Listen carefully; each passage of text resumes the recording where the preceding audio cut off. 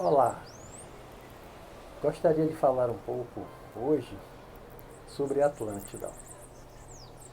A Atlântida chegou até nós, até nosso conhecimento, talvez como uma lenda, através de um escrito do filósofo grego Platão, que viveu no século quarto ou quinto antes de Cristo, né? Uns 400 e poucos anos antes de Cristo.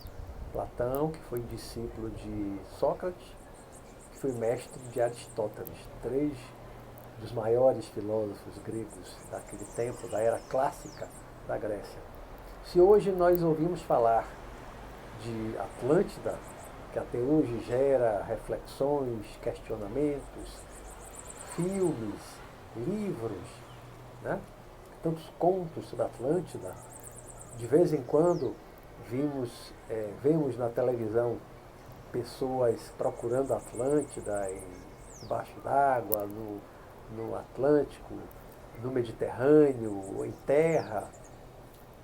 Até hoje, algumas pessoas ainda procuram pela lendária Atlântida. E ela chegou até nós por causa de um escrito de Platão, que no livro de Platão ele diz que Sócrates foi que contou para ele e que Sócrates teria ouvido isso do avô dele, que esteve no Egito, na cidade de Sais, onde teria conversado com sacerdotes e ouvido aquela história. O livro de Platão apresenta muitos detalhes da ilha, da grande ilha de Atlântida. A Atlântida, se de fato existiu, ela afundou, segundo os escritos de Platão, mais de 9 mil anos antes dele, antes de Platão. Mais de 9 mil anos. Mais de 9 mil anos antes de Platão. Poderíamos colocar aí uns 10 mil anos antes de Cristo? Já assistiram o filme 10 mil AC? 10 mil antes de Cristo? Nesse filme, que é uma ficção, eles colocam a construção das pirâmides do Egito, da grande pirâmide de Kéops, a maior de todas, ali no Planalto de Gizé. Eles colocam a construção acontecendo 10 mil anos antes de Cristo, ou seja, há 2 mil anos atrás. Eles colocam. Anos atrás eu estava assistindo um documentário numa TV a cabo sobre astrologia, muitos anos atrás, nos anos 90, um documentário sobre astrologia. E naquele documentário tinha um momento que dizia que falava da pirâmide de Gizé, da pirâmide de Kéops, a maior, que tem uma tubulação, ele tem um buraco, né?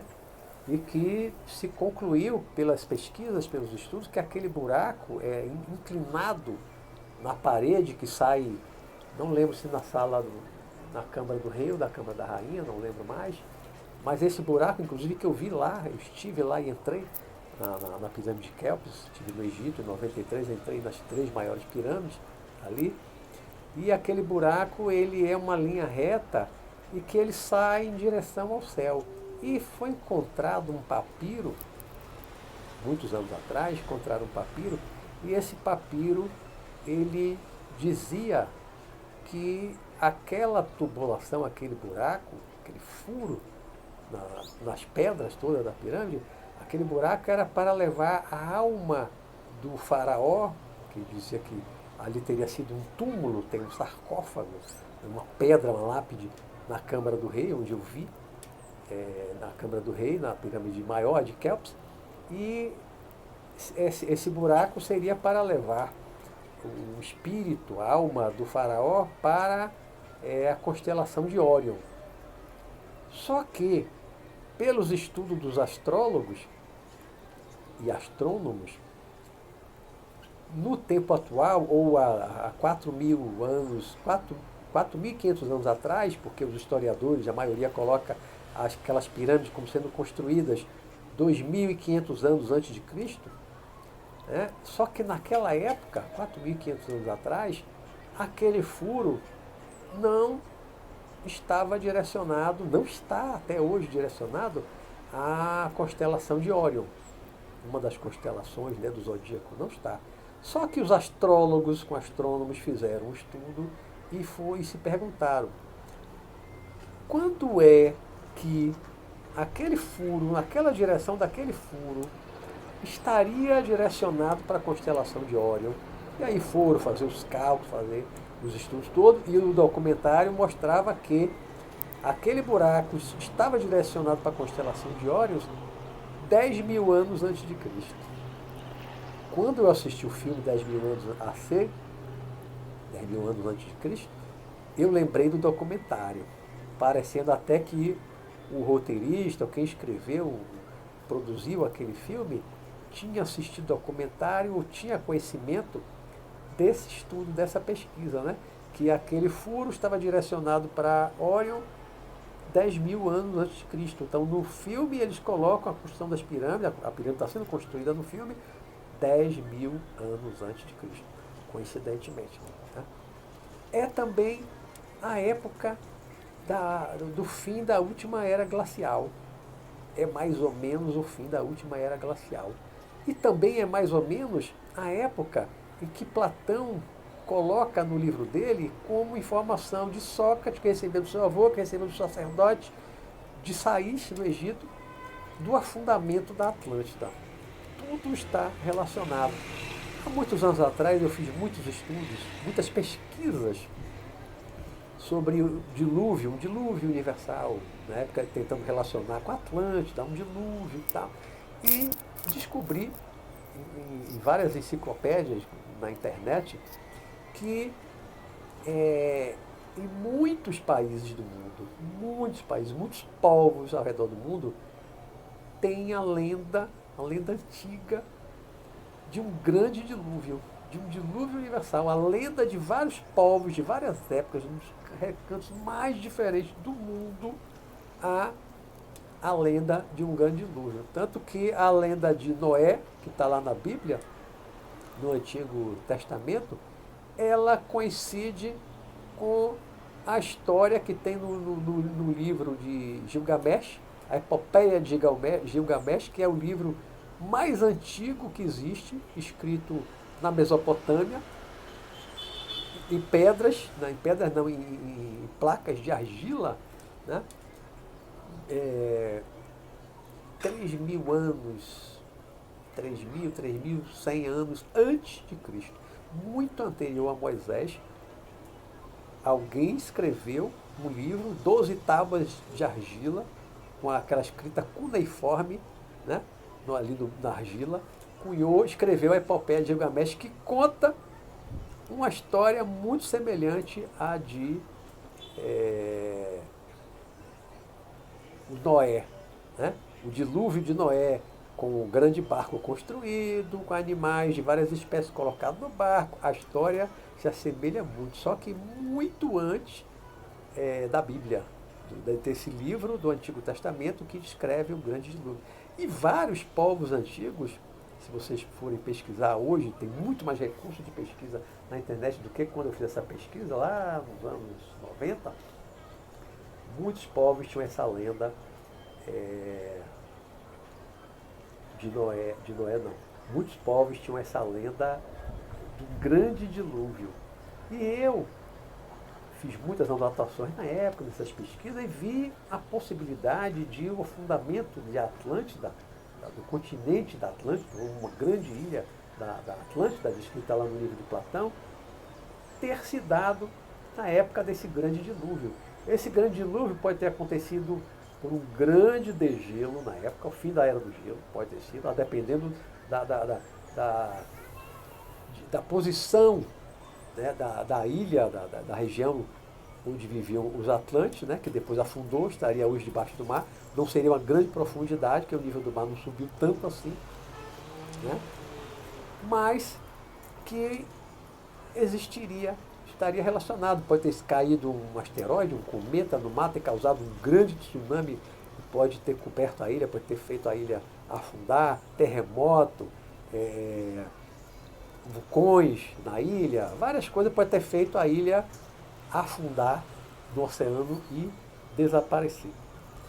Para finalizar, não vou aprofundar nada, porque tudo isso tem um pouco de lenda, tem a partir de Platão, tem essa possível relação com o dilúvio, né, nas diversas culturas mundiais que falam desse grande dilúvio, mas eu tive uma experiência pessoal, quem me conhece sabe a minha relação, das minhas experiências com projeção astral, com experiências fora do corpo.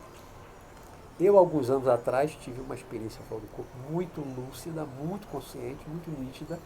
Eu fui levado por um outro ser, por um outro espírito. Entramos no mar, provavelmente no Oceano Atlântico, porque não era uma escuridão total, né? Ou melhor, era uma escuridão, dava para ver que era noite debaixo d'água, mas dava para enxergar, não era uma escuridão absoluta.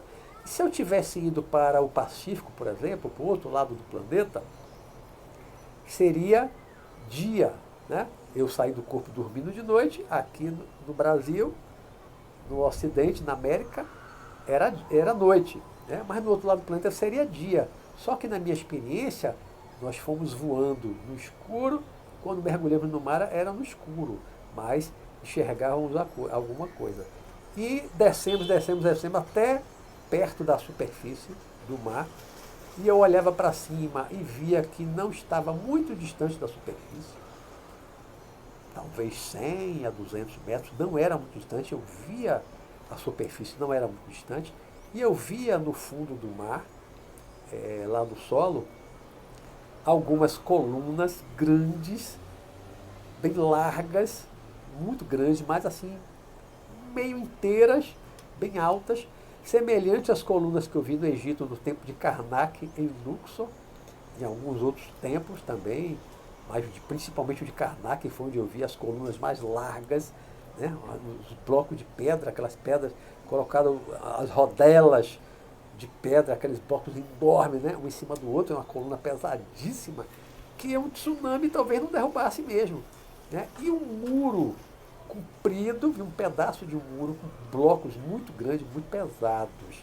Se a gente pensar assim, será que um tsunami, será que um degelo hoje que fizesse o mar invadir aquela região do Egito onde estão as pirâmides, será que as pirâmides seriam derrubadas?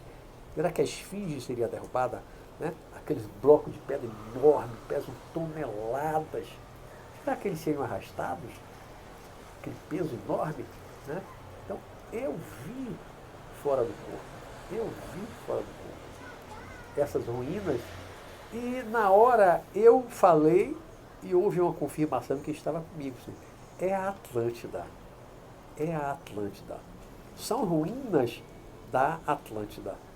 Isso alguns anos atrás, eu vi as ruínas da Atlântida no fundo do mar, provavelmente aqui no Oceano Atlântico, ainda à espera de ser encontrada.